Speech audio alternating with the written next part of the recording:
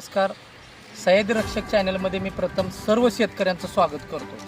कृषी मित्र चॅनलमध्ये स्वागत करत असताना आज आपण पंढरपूर तालुक्यातील सोनखे परिसरातील हे ऊसाचं क्षेत्र आपण पाहतोय. हे क्षेत्र आहे ते धोंडीराम शेळके यांचं क्षेत्र आहे.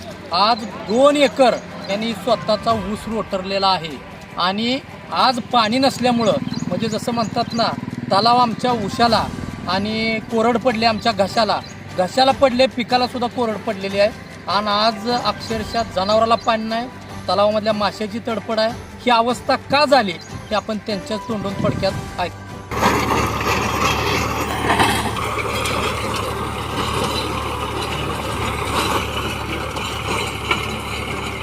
मला सांगा शेळके साहेब, आज ऊसाची अवस्था अशी झालेली आहे, याचं महत्त्वाचं कारण कोणतं? त्याचं महत्त्वाचं एकच कारण की 2018 साला दुष्काळ पाणी, त्या सालाला आंदोलन केलं स्वर्गीय आबासाहेब देशमुख यांनी. 2018ला आंदोलन केल्यानंतर त्यांनी पाणी सोडलं, जेमतेम कसं तर भागलं. बरं आता काय झाले की पाणी वरनं येतं मेन कॅनलला 40 डिस्चर खाली काशीगावला जाते, त्यांचंच पोट भरणं आहे. बरोबर. आणि खाली तिकडे काय भिजायचं उरतं नाही, T3ला पाणी नाही, 7 फाट्याला पाणी आमच्या इकडं नाही, तलावात पाणी नाही, माणसं तरफडायला लागली तर. आणि मग एवढे चित्राबाला सुद्धा पेयच्या पाण्याची टंचाई झाली.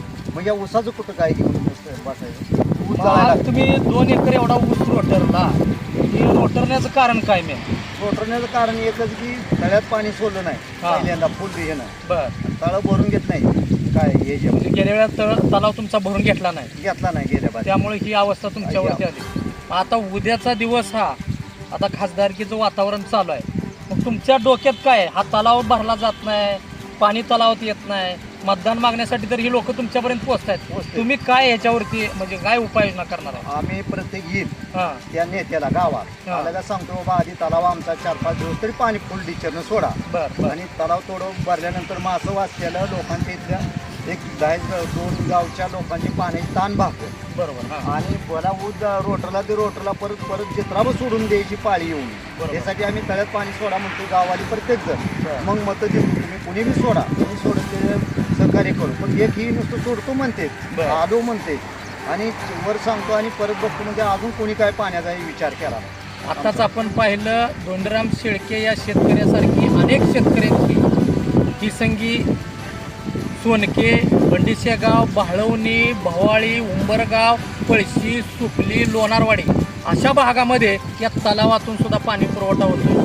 गेल्या वर्षी हा तलाव भरला गेलेला नाही, आंदोलन करून सुद्धा या लोकांची अवस्था ही झालेली आहे. तर यांची एकच अर्थ हा काय की आता इलेक्शनच्या तोंडावरती तरी तलावातले मासे वाचले पाहिजेत, शेतकऱ्याची जनावर वाचली पाहिजेत. भले आमचं पीक जळलंय, आता पीक तर हातातोंडाला आलेलं सुद्धा हातातून निघून गेलेलं आहे. आता ही जनावरं जरशावर दूध दुभत्यावरती काहीतरी चालू आहे, ते वाचण्यासाठी कमीत कमी फुल डिस्चार्जनं एक 5 दिवस तरी आम्हाला पाणी द्या, पुढचं 20 ते 1 महिना आम्ही सुखानं जगू, यासाठी त्यांचे प्रयत्न चालू आहेत. ही आर्त हाक वरच्या सरकारनं, नेते मंडळाने ऐकावी, नसेल तर मतदानाला विपरीत परिणाम भोगावे लागतील, असंच त्यांचं ठाम मत आहे. धन्यवाद.